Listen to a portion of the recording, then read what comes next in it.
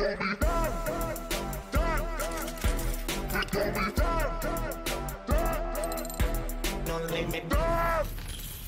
morning, good morning, good morning, good morning.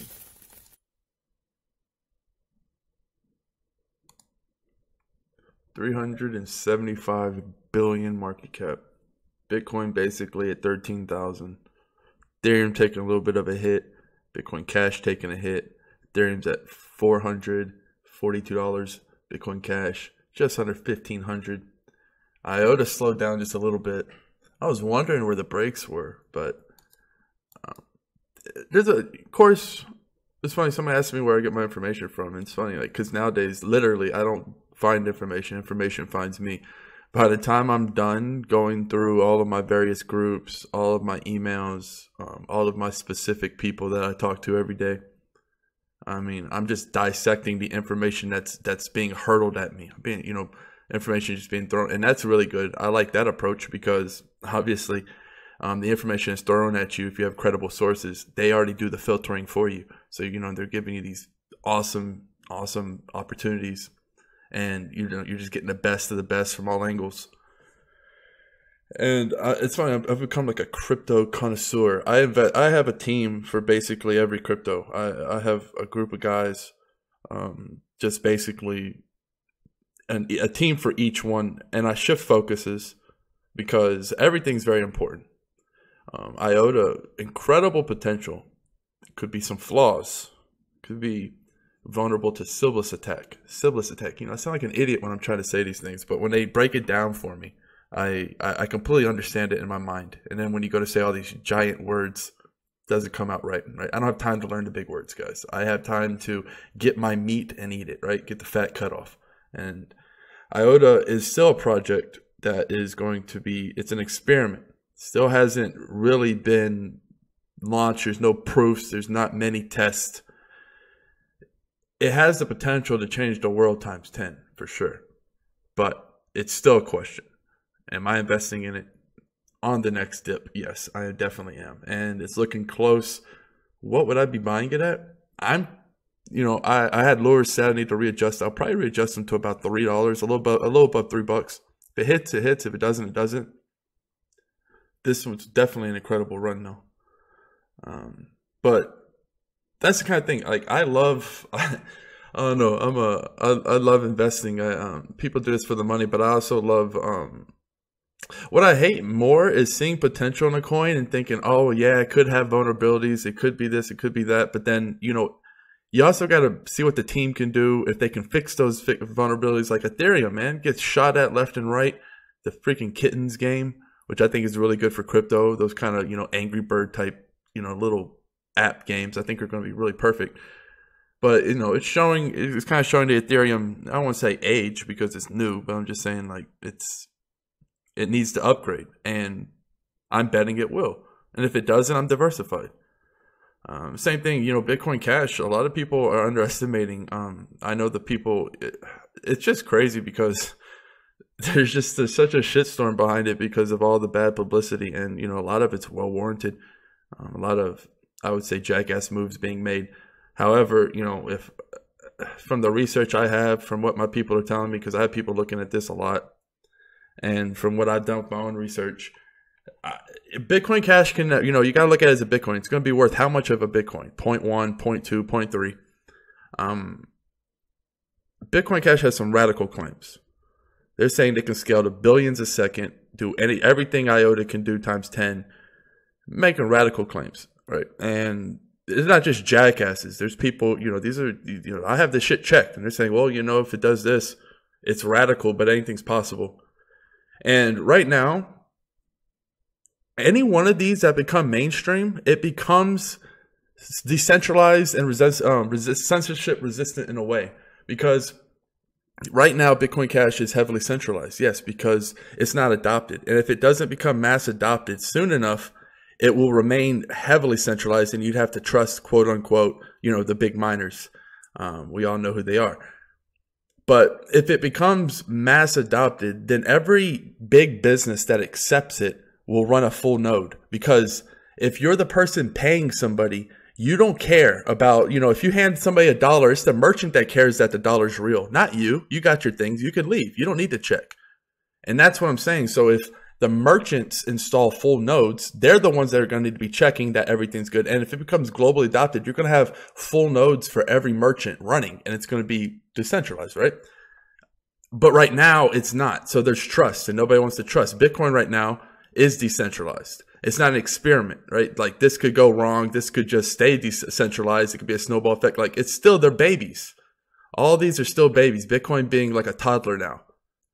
So right now, people with their wealth, they're saying, well, I don't want to trust Bitcoin Cash because there's trust right now, in my opinion, from my research. There's not any trust right now with Bitcoin in a way because they don't have that same problem right now. And as the blocks get bigger, Bitcoin Cash, then you're going to have a lot of full nodes faster before it becomes just ridiculously centralized. So it's a game. So it's a time game. Ethereum's time game. What's Ethereum's time game? Well, if they could fucking scale, like if they can get shut down by kittens, that's a big problem. They need to scale, and they need to scale fast. The only problem is, Vitalik is like, look, he's kind of like in a Bitcoin camp in a way where he's like, look, I'm not going to go down that road where increasing the block, becoming more mining centralized right now. I'm going to take it slow, and yeah, there's going to be congestion, but so what? That's the game right now. With the brand, this is what's very powerful right now. Bitcoin's brand, Ethereum's brand, even with these old school, or even with these new guys coming up, you could say Bitcoin Cash, and EOS, and even Litecoin, although Litecoin's a little bit older. You can say that these are the guys that are going to be rivaling. Litecoin's not rivaling Ethereum, but for Bitcoin. But if Bitcoin does solve its scaling issue, if the Lightning Network does work, because that's a radical claim, and we don't know if that's going to work. Yeah, it's been tested on a swap, but we're talking mass scale, how these are actually going to work when they're, when it's under the heat.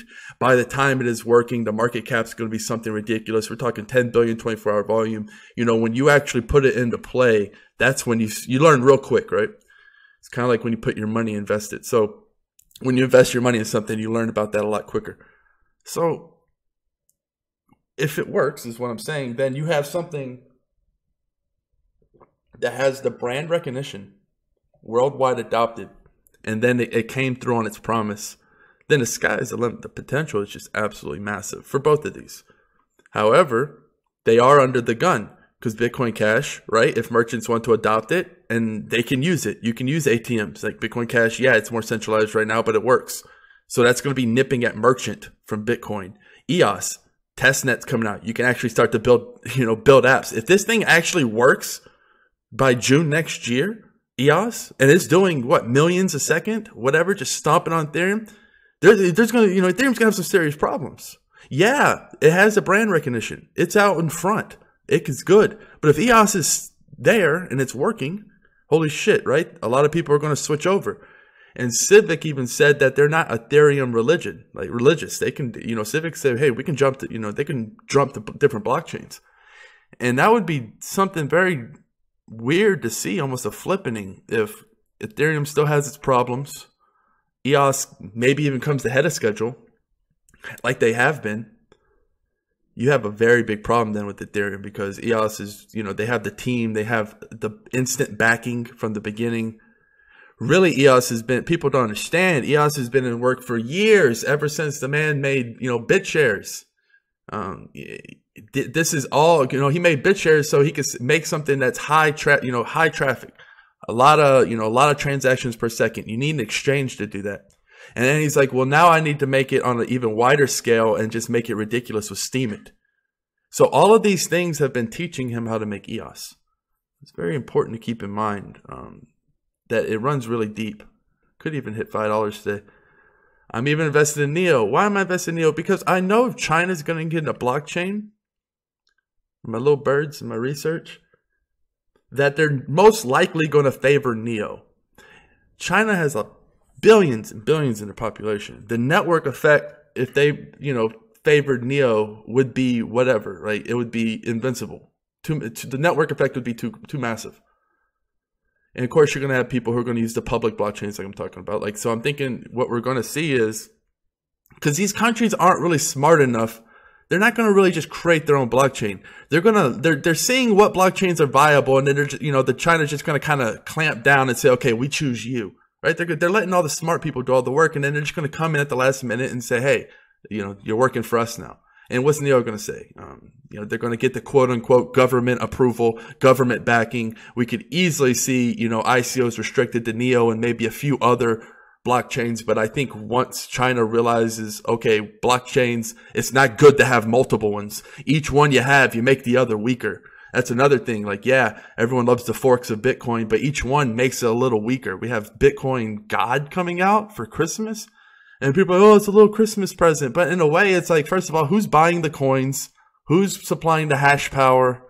If it does become profitable to mine, then you're just taking away hash power from, Bitcoin. So Bitcoin Cash, I understand the fork. Like, all politics aside, these are two different fucking religions. One people want small blocks with side chains, and another wants big blocks. Two different things, completely.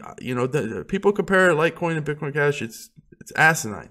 Litecoin is like Bitcoin. Litecoin is like Bitcoin's guinea pig. Everything that's happening on Litecoin is going to eventually happen on Bitcoin with the Lightning Network, SegWit, and all that. So that's why Litecoin is cool, because every time a new innovation happens, Litecoin, you would think, would have a nice little bump up before Bitcoin, but that doesn't really happen because people look at it and it's like, oh, it worked on Litecoin. Everyone buy Bitcoin. So they kind of raised by proxy, but Bitcoin always kind of out edges it so far. And yeah, so just two different things. That's all I'm saying. One's gonna work. I'm kind of for what Brock said when he was saying, I want blockchain to win. Either way, whatever happens is better than now. Because right now you have people in poor countries who can't send money. You have restrictions. You have governments that can just stop the transactions. They can freeze. They can inflate. And you can't, let's say if Bitcoin does something crazy and, they do something that nobody likes, then you can just pick a new blockchain and people will stop using your blockchain. And the same thing with Bitcoin Cash. Like, the market's going to speak. Ethereum, all of these coins, there's no one pointing a gun to your head saying you have to use this blockchain. That's the powerful thing about blockchain. So whatever the market decides, right? Like, the market's going to decide the best coin, the best blockchain, and that's what they're going to be used. And right now, Bitcoin has the best team, biggest market cap, biggest network effect. And it's just very good to do your homework. If this is your livelihood, like if this is your life, this is my fucking life now. Like this blockchain, this new technology, really being able to make a difference. I'm on this shit every day. I have teams on this while I sleep. My teams grow bigger and bigger. I get more and more information. That's where I'm almost obsessed with it. Populous, $18. Just basically invoicing on the blockchain. Got it at 80 cents. Just holding. That's the thing. Bitcoin will catch up to the alts, but the thing is, alts get suppressed, and then out of nowhere, they go on these ridiculous runs, like EOS, Populous. I mean, Populous is just going absolutely insane. And that's the thing, if you're just holding, I've been holding since way back when, right there and here, yeah, I was getting it, but I was getting the dumps that didn't even catch. That was a long time to hold. I got it for $1, back in July and didn't really do much. Yeah, I did that and then just kind of chilling. And out of nowhere, you get gains where it's just 3, 4, 500% in a short time. That's what altcoins do. It's hard to time it though.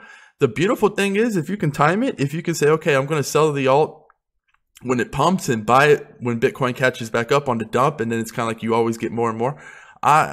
I stopped doing that. I was really good at that. I stopped doing it. Now I'm just a blob effect. I just absorb. I just let things absorb and I just let them grow. I'm not trying to sell anything because I know everything I'm in has great potential. Like No Limit Coin. There's, it's on a small exchange. You have, I already know you have dumpers from, who bought it at, millions at 100 Satoshi back when. Those are the only people who are able to dump now. Just weak hands that just, want to buy Bitcoin at the all-time high and sell at the all-time low. And, when Bitcoin goes down and these when some of the money from this Bitcoin go into the altcoins, because this is getting to be really lopsided if you're talking about just the top coins in general, how much market cap they have. A little old No Limit Coin that's been just sitting down at the bottom, easily can just 3, 4, 5, 6x. Those are the things where it's like, man, it could easily get back to 5, 6K Satoshi, and that's what 3, 4. That's a 3, 4x. If it hits on Binance, if it gets on one of these big exchanges, big news, and I already know big news is coming, but obviously I can't say. Let's see if I wrote down any notes. It's funny. Countries are starting to freak out about Bitcoin more and more. We're going to see that as they start to realize what it is. You're going to see them lose their apps. You're going to see them lose their shit. And an interesting thing about Bitcoin, and Bitcoin Cash, how they're made is they get harder and harder and more expensive as time goes, no matter what. So the Bitcoin quote unquote experiment is going to fail or succeed in the very near future. We're going to know in the very near future if it's going to fail or succeed, because if the price falls and it becomes too hard to mine, meaning you start losing money, people stop mining it. It's a dead coin then. No one will do it. That's why it's so important that the adoption, that people understand it. And that's one thing I really wish people would stop hating on each other's coin. I understand, so anybody can do anything to you, and you can spend time hating, or you can spend time raising awareness for the causes you believe in. You only have so much time. You only have so much energy. And I see these long page, book long attacks at each other, both sides. If they just wrote that in favor of their coin, in favor of what their coin can do, why they like their coin, put the energy in why you love Bitcoin or why you love Bitcoin Cash. What do you love? Why do you love it? Stop attacking. We need to be spreading the blockchain, not suppressing it. This is looking like a fucking joke. When you Google Bitcoin, it's just attack left, attack right. And there's a lot of people I respect that I believe can be handling this in a lot better manner. I'm surprised that they're not. Surprised that a lot of people on both sides, that, I don't know, it just seems like there's so much hate in this arena. I think people are missing the point. The point is, don't be afraid of the other coin. Fucking be you, promote you, do what you believe in, and let the chips fall they may. The market's going to decide. Your little fucking complaining isn't going to change shit. You're not going to fucking change the ocean wave with a paddle. Waves are going to happen. Market's going to speak, regardless of what any YouTuber says. Nobody's going to be able to affect their price. So what you can do is raise awareness, though, because the negativity could hurt people from entering the market. One of my friends wanted to enter, and he's like, man, all I see is this stuff about Bitcoin scam this, and what is this Bitcoin Cash? Everyone says it's a scam, but is it connected to Bitcoin? Does that make Bitcoin a scam? It's just, you don't understand, when you're tearing the other person down, you're tearing yourself down, tearing all crypto down. We're not, even people who are bashing on Ripple, I was like, man, look, this is the banks trying to get in. Let the market speak. Stop saying scam and crypto in the same sentence, because it's just not good. I know I can't. People are going to do what they fucking do. So I'm just bitching at, preaching to many choirs, I'm sure. Just wanted to get that little rant out, because I do see a lot of hate, a lot of energy. And that energy can be used to promote Bitcoin, promote crypto in general. Just, if you have a coin, research it and state the facts why you like it. Spread awareness if you really, really believe in it. Coinbase is not the easiest thing to use. I mean, I've been signing up my friends left and right. It is not an easy thing. A lot of them, a lot of awareness needs to go. The simple things, man. People are thinking of the moon, and it's like, man, we need to build the launching pad. We need to get the fucking stairs to the rocket. You're fucking forgetting all the basics, man. We need good wallets. We need to make it easier to buy Bitcoin. We need to make, spread more awareness on actually how to get in. That's where we need to start. That's where the energy needs to be. I had a bunch of notes, but this is already long, so I'm going to kill it here. I was going to talk about some coins to buy, but Cardano is a good one. I'm thinking Neo. EOS, I'd probably wait for a dip. Same with Populous. BitShares is absolutely going nuts. What are we doing? Cash is pretty good. Quash, whatever you want to call it. It seems like a good buy right now. Bag holding Vertasium, funny thing. Bought Tether in July to get Bitcoin. Bitcoin mooned. I missed out on some. Ended up buying Vertasium at 90. It went to fucking 50. I was like, in hell for a few months. Not even hell. I didn't mind. I for some reason didn't buy more. And now here it is at 142. Just hold the bags, guys. Selling for a loss is an amateur mistake. Unless you're doing stop losses, doing your day trading. Those guys are on another level. I'm looking at my traders, and I look under the hood. They're like fucking robots. Those guys are on point. So, I'm not speaking on the stop loss. If you're doing day trading, that's fine. I'm talking about the long-term holders that sell bags for losses just because they can't handle the pressure. That's not what I recommend. Syscoin going nice, over 42 cents. Glad to see that. Basic attention token over 20. Walton's dipping a little bit. Walton gets down a little bit further. I'll probably put a little bit more bucks in that. What else are we looking at? There was somewhere Civic, not too bad. It was over 40, almost 45 cents. If it gets down to about 30, 32 cents. Yo, that's funny. Holler at that bag. I got that at ICO. I think it was below 3 cents. Had it forever. That's what I'm talking about. I got this forever. Forgot about it. And now, you know, from 3 cents to 40 cents in that time period, it made more than Bitcoin, right? And guess what? When it made it, how long did it make it? It made it in the last few weeks. Last few weeks.